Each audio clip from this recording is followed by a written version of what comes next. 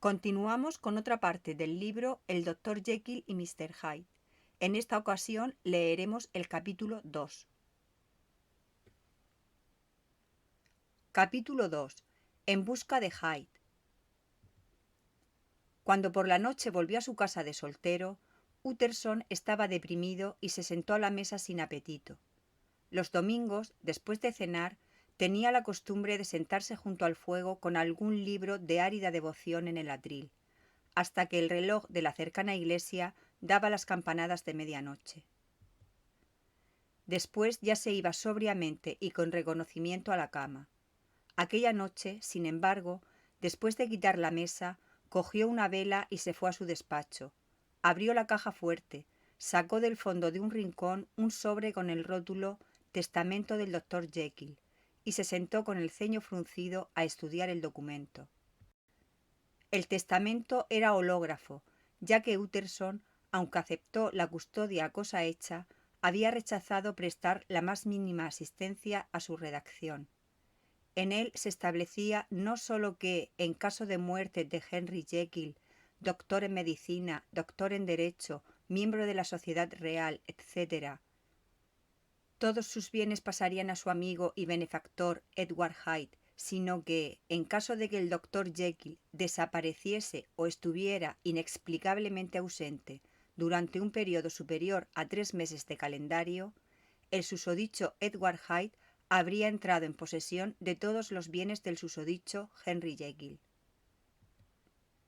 Sin más dilación y con la única obligación de liquidar unas modestas sumas dejadas al personal de servicio.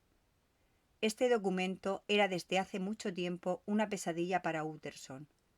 En él ofendía no solo al notario, sino al hombre de costumbres tranquilas, amante de los aspectos más familiares y razonables de la vida, y para el que toda extravagancia era una inconveniencia. Si, por otra parte, hasta entonces, el hecho de no saber nada de Hyde era lo que más le indignaba, ahora, por una casualidad, el hecho más grave era saberlo. La situación ya tan desagradable hasta que ese nombre había sido un puro nombre sobre el que no había conseguido ninguna información, aparecía ahora empeorada cuando el nombre empezaba a revestirse de atributos odiosos, y que de los vagos, nebulosos perfiles en los que sus ojos se habían perdido saltaba imprevisto y preciso el presentimiento de un demonio. Pensaba que fuese locura, dijo reponiendo en la caja fuerte el deplorable documento, pero empiezo a temer que sea deshonor. Apagó la vela, se puso un gabán y salió. Iba derecho a Cavendish Square, esa fortaleza de la medicina en que, entre otras celebridades, vivía y recibía a sus innumerables pacientes el famoso doctor Lanyon, su amigo. Si alguien sabe algo es Lanyon, había pensado. El solemne mayordomo lo conocía y lo recibió con deferente premura, conduciéndolo inmediatamente al comedor, en el que el médico estaba sentado solo saboreando su vino. Lanyon era un caballero de aspecto juvenil y con una cara rosácea llena de salud, bajo y gordo, con un mechón de pelo prematuramente blanco y modales ruidosamente vivaces. Al ver a Utterson se levantó de la silla para salir al encuentro y le apretó calurosamente la mano, con efusión quizás algo teatral, pero completamente sincera. Los dos, en efecto, eran viejos amigos, antiguos compañeros de colegio y de universidad. Totalmente respetuosos tanto de sí mismos como el uno del otro, y algo que no necesariamente se consigue, siempre contentos de encontrarse en mutua compañía. Después de hablar durante unos momentos del más y del menos, el notario entró en el asunto que tanto le preocupaba. Lanyon, dijo, tú y yo somos los amigos más viejos de Henry Jekyll, ¿no? Preferiría que los amigos fuésemos más jóvenes, bromeó Lanyon, pero me parece que efectivamente es así. ¿Por qué? Tengo que decir que hace mucho tiempo que no lo veo. Ah, ¿sí? Creía que teníais muchos intereses comunes, dijo Utterson. Los teníamos, fue la respuesta, pero luego Henry Jekyll se ha convertido en demasiado extravagante para mí. De unos 10 años acá ha empezado a razonar, o más bien a desrazonar, de una forma extraña. Y yo, aunque siga más o menos sus trabajos, por amor de los viejos tiempos, como se dice, hace ya mucho que prácticamente no lo veo. No hay amistad que aguante, añadió poniéndose de repente rojo, ante ciertos absurdos pseudocientíficos. Utterson se turbó algo con este desahogo. Habrán discutido por alguna cuestión médica, pensó. Y siendo, como era, ajeno a las pasiones científicas, salvo en materia de traspasos de propiedad, añadió, ¿y si no es esto? Luego le dejó al amigo tiempo para recuperar la calma, antes de soltarle la pregunta por la que había venido. ¿Nunca has encontrado u oído hablar de un tal protegido de Jekyll llamado Hyde? ¿Hyde? Repitió Lanyon. No, nunca lo he oído nombrar. Lo habrá conocido más tarde. Estas fueron las informaciones que el notario se llevó a casa y al amplio, oscuro lecho en el que siguió dando vueltas ya de una parte, ya de otra, hasta que las horas pequeñas de la mañana se hicieron grandes. Fue una noche en la que no descansó su mente, que, asediada por preguntas sin respuesta, siguió cansándose en la mera oscuridad. Cuando se oyeron las campanadas de las 6 en la iglesia tan oportunamente cercana, Utterson seguía inmerso en el problema. Más aún, si hasta entonces se había empeñado con la inteligencia, ahora se encontraba también llevado por la imaginación. En la oscuridad de su habitación de pesadas cortinas repasaba la historia de Enfield ante los ojos como una serie de imágenes proyectadas por una linterna mágica. He aquí la gran hilera de farolas de una ciudad de noche. He aquí la figura de un hombre que avanza rápido. He aquí la de una niña que va a llamar a un doctor. Y he aquí las dos figuras que chocan. He ahí ese juggernaut humano que arrolla a la niña y pasa por encima sin preocuparse de sus gritos.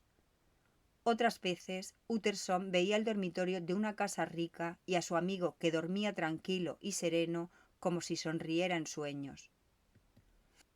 Luego se abría la puerta, se descorrían violentamente las cortinas de la cama y he aquí, allí de pie, la figura a la que se le había dado todo poder, incluso el de despertar al que dormía en esa hora muerta para llamarlo a sus obligaciones.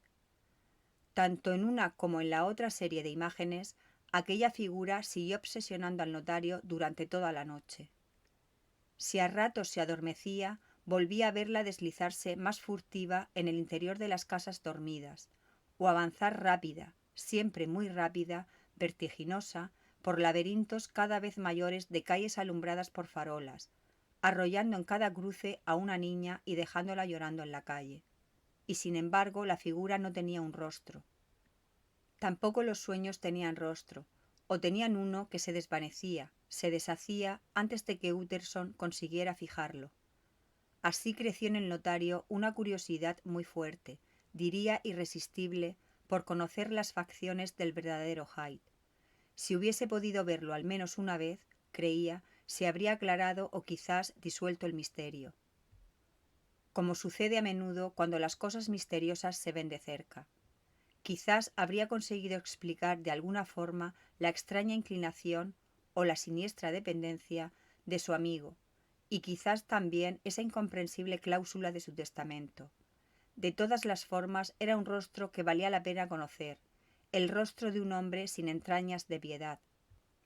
Un rostro al que había bastado con mostrarse para suscitar en el frío Enfield un persistente sentimiento de odio. Desde ese mismo día, Utterson empezó a vigilar esa puerta, en esa calle de comercios. Muy de mañana, antes de la hora de la oficina. A mediodía, cuando el trabajo era abundante y el tiempo escaso. Por la noche, bajo la velada cara de la luna ciudadana. Con todas las luces y a todas horas solitarias o con gentío, se podía encontrar allí al notario, en su puesto de guardia. Si él es el señor Esconde, había pensado, yo seré el señor Busca. Y, por fin, fue recompensada su paciencia. Era una noche serena, seca, con una pizca de hielo en el aire. Las calles estaban tan limpias como la pista de un salón de baile, y las farolas con sus llamas inmóviles, por la ausencia total de viento, proyectaban una precisa trama de luces y sombras. Después de las 10, Cuando cerraban los comercios, el lugar se hacía muy solitario y, a pesar del ruido sordo de Londres, muy silencioso. Los más pequeños sonidos llegaban en la distancia. Los ruidos domésticos de las casas se oían claramente en la calle, y si un peatón se acercaba, el ruido de sus pasos lo anunciaba antes de que apareciera a la vista. Utterson estaba allí desde hacía unos minutos, cuando, de repente, se dio cuenta de unos pasos extrañamente rápidos que se acercaban. En el curso de mis reconocimientos nocturnos ya se había acostumbrado a ese extraño efecto por el que los pasos de una persona, aún bastante lejos, resonaban de repente muy claros en el vasto, confuso fondo de los ruidos de la ciudad. Pero su atención nunca había sido atraída de un modo tan preciso y decidido como ahora, y un fuerte, supersticioso presentimiento de éxito llevó al notario a esconderse en la entrada del patio. Los pasos siguieron acercándose con rapidez, y su sonido creció de repente cuando,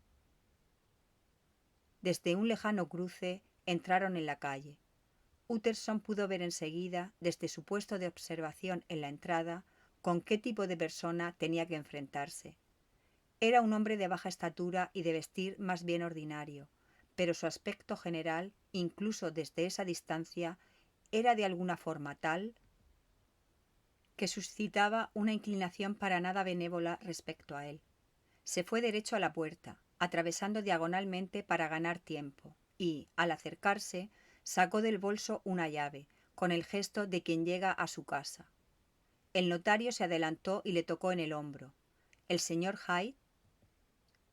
El otro se echó para atrás, aspirando con una especie de silbido, pero se recompuso inmediatamente y, aunque no levantase la cara para mirar a Utterson, respondió con bastante calma. Sí, me llamo Hyde. ¿Qué queréis? Veo que vais a entrar, contestó el notario. Soy un viejo amigo del doctor Jekyll, Utterson, de Gown Street. Conoceréis mi nombre, supongo, y pienso que podríamos entrar dentro, ya que nos encontramos aquí. Si buscáis a Jekyll, no está en casa, contestó Hyde metiendo la llave. Luego preguntó de repente, sin levantar la cabeza. ¿Cómo me habéis reconocido? ¿Me haríais un favor? Dijo Utterson. ¿Cómo no? Contestó el otro. ¿Qué favor? Dejadme miraros a la cara. Hyde pareció dudar, pero luego, como en una decisión imprevista, levantó la cabeza con aire de desafío, y los dos se quedaron mirándose durante unos momentos. Así os habré visto, dijo Utterson. Podrá valerme en otra ocasión. Ya, importa mucho que nos hayamos encontrado, contestó Hyde. A propósito, convendría que tuvieseis mi dirección, añadió dando el nombre y el número de una calle de Soho. Buen Dios, se dijo el notario, ¿es posible que también él haya pensado en el testamento? Se guardó esta sospecha y se limitó, con un murmullo, a tomar la dirección. Y ahora decidme, dijo el otro, ¿cómo me habéis reconocido? Alguien os describió, fue la respuesta. ¿Quién?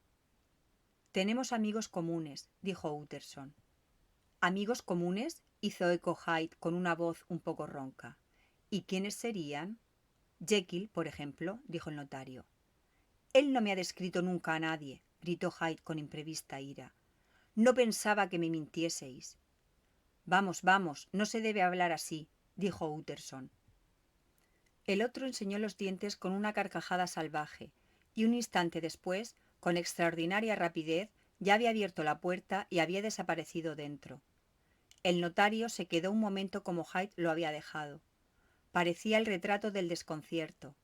Luego empezó a subir lentamente a la calle, pero parándose cada pocos pasos y llevándose una mano a la frente, como el que se encuentra en el mayor desconcierto.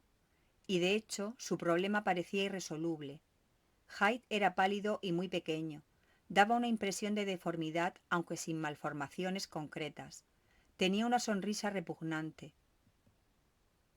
Se comportaba con una mezcla viscosa de pusilanimidad y arrogancia.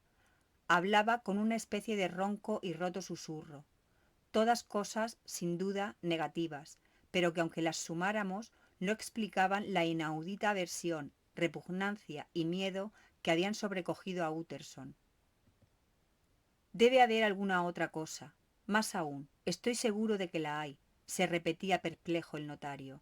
Solo que no consigo darle un nombre. Ese hombre, Dios me ayude, apenas parece humano. ¿Algo de troglodítico? ¿O será la vieja historia del doctor Fell? ¿O la simple irradiación de un alma infame que transpira por su cáscara de arcilla y la transforma? Creo que es esto, mi pobre Jekyll. Si alguna vez una cara ha llevado la firma de Satanás, es la cara de tu nuevo amigo. Al fondo de la calle, al dar la vuelta a la esquina, había una plaza de casas elegantes y antiguas, ahora ya decadentes, en cuyos pisos o habitaciones de alquiler vivía gente de todas las condiciones y oficios. Pequeños impresores, arquitectos, abogados más o menos dudosos, agentes de oscuros negocios. Sin embargo, una de estas casas, la segunda de la esquina, no estaba todavía dividida y mostraba todas las señales de confort y lujo, aunque en ese momento estuviese completamente a oscuras, a excepción de la media luna de cristal por encima de la puerta de entrada. Utterson se paró ante esta puerta y llamó. Un mayordomo anciano y bien vestido vino a abrirle. ¿Está en casa el doctor Jekyll, Poole?, preguntó el notario. Voy a ver, señor Utterson, dijo Poole, haciendo entrar al visitante a un amplio atrio con el techo bajo y con el pavimento de piedra. Calentado, como en las casas de campo, por una chimenea que sobresalía y decorado con viejos muebles de roble. ¿Queréis esperar aquí, junto al fuego, señor? ¿O os enciendo una luz en el comedor? Aquí, gracias, dijo el notario, acercándose a la chimenea y apoyándose en la repisa. De ese atrio, orgullo de su amigo Jekyll, Utterson solía hablar como del salón más acogedor de todo Londres. Pero esta noche un escalofrío le duraba en los huesos. La cara de Hyde no se le iba de la memoria. Sentía, algo extraño en él, náusea y disgusto por la vida. Y con esta oscura disposición de ánimo le parecía leer una amenaza en los reflejos del fuego en la lisa superficie de los muebles o en la vibración insegura de las sombras en el techo. Se avergonzó de su alivio cuando Poole, al poco tiempo, volvió para anunciar que el doctor Jekyll había salido. He visto al señor Hyde entrar por la puerta de la vieja sala anatómica, dijo. ¿Es normal cuando el doctor Jekyll no está en casa? Completamente normal, señor Utterson. El señor Hyde tiene la llave. Me parece que vuestro amo da mucha confianza a ese joven, Poole, comentó el notario con una mueca. Sí, señor, efectivamente, señor, dijo Poole. Todos nosotros tenemos orden de obedecerle. Yo no lo he visto aquí nunca, ¿verdad?, preguntó Utterson. Pues, claro que no, señor, dijo el otro.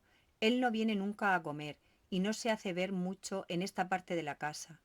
Al máximo viene y sale por el laboratorio. Bien, buenas noches, Poole. Buenas noches, señor Utterson. El notario se dirigió a su casa con el corazón en un puño. Pobre Harry Jekyll, pensó. Tengo miedo de que esté realmente metido en un buen lío. De joven tenía un temperamento fuerte y, aunque haya pasado tanto tiempo, vete a saber. La ley de Dios no conoce prescripción. Por desgracia debe ser así. El fantasma de una vieja culpa, el cáncer de un deshonor escondido y el castigo que llega después de años que la memoria ha olvidado y que el amor de sí ha condonado el error. Impresionado por esta idea, el notario se puso a analizar su propio pasado. Volviendo a los pensamientos de antes, concibió un rayo de esperanza. A este señorito Hyde, se dijo, si se le estudia de cerca, se le deberían sacar sus secretos, secretos negros, a juzgar por su apariencia, al lado de los cuales también los más oscuros de Jekyll resplandecerían como la luz del sol. Las cosas no pueden seguir así. Me da escalofríos pensar en ese ser bestial que se desliza como un ladrón hasta el lecho de Harry. Pobre Harry, qué despertar. Y un peligro más, porque si ese Hyde sabe o sospecha lo del testamento, podrá impacientarse por heredar. Ah, si Jekyll al menos me permitiese ayudarle. Sí, si al menos me lo permitiese, se repitió, porque una vez más habían aparecido ante sus ojos nítidas y como en transparencia las extrañas cláusulas del testamento.